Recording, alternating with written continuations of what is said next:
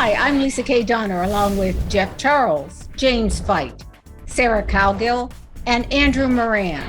And this is the Conservative Five, Liberty Nation's online TV news program.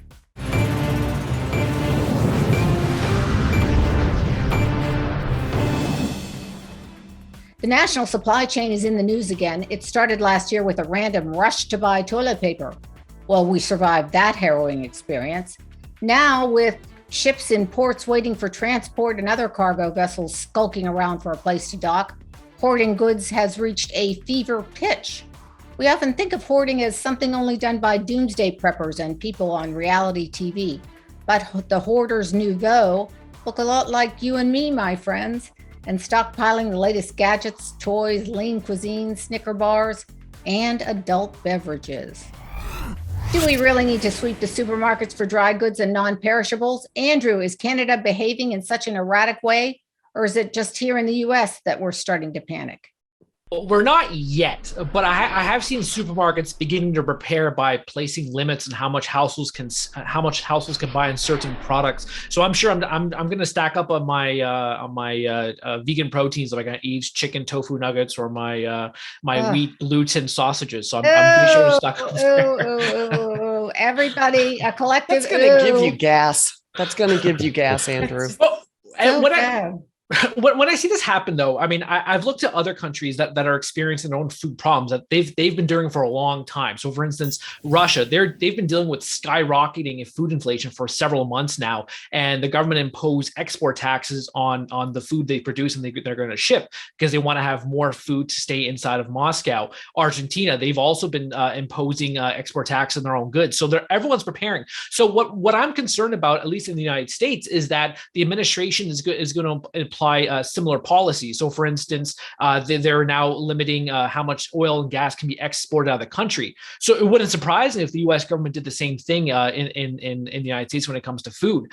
But overall, Jen Psaki may dismiss this whole thing as nothing about treadmills and how the supply chain is just about delaying your treadmills. But this whole thing is impacting everything. Food, pharmaceuticals, beverages, everything you can think of is being impacted by this problem. But at the same time, even if you get your hands on this beef and chicken, eggs, poultry, whatever the case, you're spending an arm and a leg. If you look at the recent BLS data in September, beef prices were up 20%. A carton of eggs were up 8%. So everything is costing money. If you're lucky to get your hands on these goods at the supermarket, be prepared to spend a whole lot more. And this problem isn't subsiding anytime soon. All the latest estimates, even consumers, they don't buy what the Fed's saying anymore. The latest Federal Reserve Bank of New York survey of consumer expectations say inflation is going to be another 5.4% for another year. It's going to be more than 4% for the next 3 years. So this whole problem from price inflation, shortages is not going away anytime soon.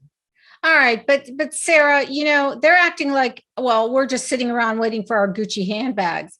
When, our legal affairs editor, Scott Cosenza, went to the local Safeway last week, and he walked in and he said his mouth just dropped. We have a picture of it and we're going to show it. There was absolutely nothing but empty shelves in the produce aisle. This is not Gucci handbags. This is like, can I have a piece of fruit for breakfast? Well, yeah. Here in the Midwest, I have not seen to any degree any kind of empty shelves. Keep in mind, the population here is a lot lower. Also, keep in mind, I live in a rural area. I just walked next door for farm fresh eggs. I'm not going to run out. They have chickens. So, there's a serious advantage to being in a place that is not heavily populated. We're not running into that. I don't know what's going on in Arkansas, but I doubt it's as severe as it is on the big cities or on the coast. And it really isn't anything. These are necessities. These are bare necessities of survival. And the only thing I see are prices going up, but the products are still out there. Jim, I mean, this is crazy. And I've never done this before, but I actually did the unthinkable. I finished my holiday shopping in October. So my birthday's on Halloween, and I actually did all my Christmas shopping before my birthday. Am I the only one scrambling? I mean, you've got small kids. I think this is really troublesome. We're in the same boat, and my birthday's actually tomorrow. So, happy birthday. Happy birthday, old man. Happy 25th birthday, James. Yeah, Hey, you're that's it. turning 18 Suck now. up. You can vote. Yeah. There you go. Just don't mention anything about those last couple of elections. Yeah. Yeah. So Sarah made a good point. We're not really seeing a lot of shortages out here in the country. Some things, sure, but what we're seeing is prices go up. And here's the thing. Folks are going to buy what they feel like they want or need. If it costs more, they'll pay more. As far as things not being available, a lot of that's just the reaction. I mean, if we don't have truck drivers, look, if you don't have produce in the city, think about where that produce is grown. We're in the country and we have produce. There's more to it than just the population issue. Doesn't have to travel as far.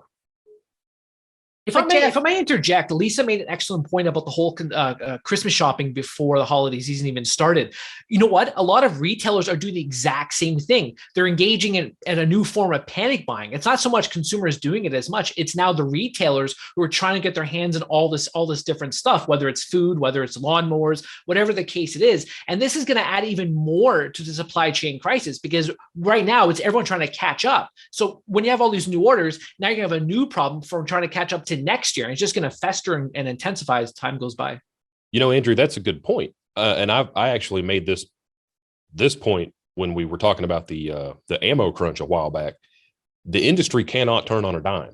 As consumers, when we say, "Hey, I want this," what do? We just go out and buy it, right? So, if 1 million people decide they want a new TV, what happens?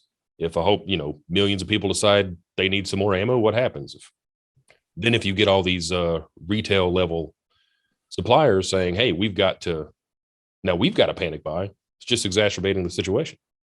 All right, but we got two things going on. We've got a supply chain problem and we have inflation. So, the price of beef goes up, right, Jeff? And so you go to your McDonald's and you order a hamburger.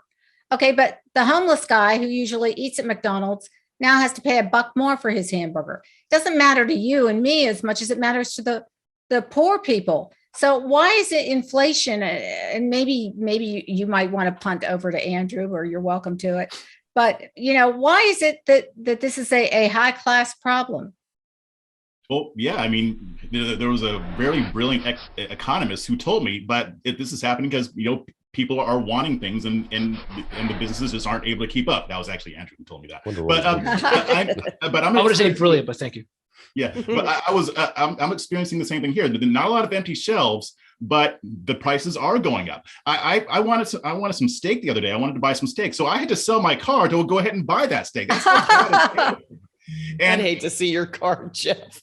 Well, you might as well sell your car because you can't afford to fill it with gas. Exactly. And what Jim was saying about ammo is true. I have to call every day to Academy Sports or the local gun store to see if they have ammo in because it goes that quick. Like I know when my local store gets their deliveries now because I asked so that I know when to go in and buy ammo. So it really is hitting everybody hard. But yeah, it is going to hit poor people even harder, especially here in Austin. We have a lot of homeless. So this is a serious issue. This isn't one that Jen Psaki should be trying to downplay. I know that's her job, but at the same time, something has to be done here. If I may also interject once again, Lisa also made another excellent point. The birthday girl made a good point, was talking about the price of gasoline and running out of it. That's also going to intensify the food price increase going on because fertilizer, it's trading at an all-time high. Prices are all-time high, and fertilizer stocks, which I've been holding for nearly a decade now, are starting to pay off. That's going up, and because fertilizer is a byproduct of natural gas. Natural gas is up 100% year to date. It's up 150% over the last 12 months. So to produce the food is going to cost even more money. And then you have the other issue where you're trying to get the labor for it, and they're trying to get the labor, and how they're doing it, raising wages, and that gets passed off onto the consumer. And if I make one last point before the segment comes to a conclusion, what you're going through right now is a sign of stagflation. Just the other day, I was writing an article about how the Atlanta Fed Bank released their GDP Now estimate. Guess what that we're forecasting for the third quarter growth?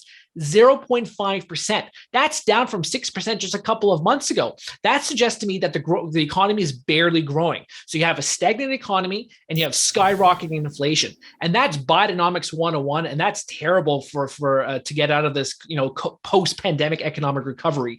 If an auto plant has to close because it can't get its good, that's a depressant on growth. If inflation's running faster than consumer spending, that's going to to impact inflation-adjusted spending. And then if inflation is soaring, then wage growth, that's going to also temper consumer spending. So the consumer represents 2/3 of the economy.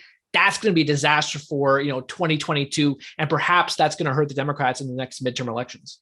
All good points. Does anybody else need a drink? Yeah, nobody's even talking about stagflation yet, but you're absolutely right on. Well, between the I have. Okay. Andrew has. You heard it here first, folks. Between the supply chain issues and the hoarding, it's going to be a very different Christmas season for sure. Thanks, panel.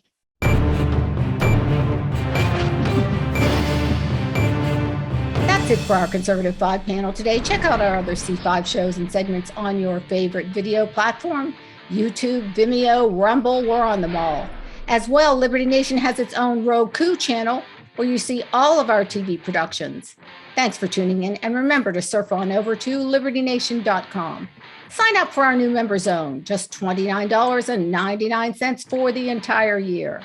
Special thanks to our fantastic editor and post coordinator, Frank DiOrio, and our executive producer, Sarah Calgill. I'm Lisa K. Donner, editor-in-chief. Thanks so much for joining us today. This has been a production of libertynation.com, conservative news where truth matters.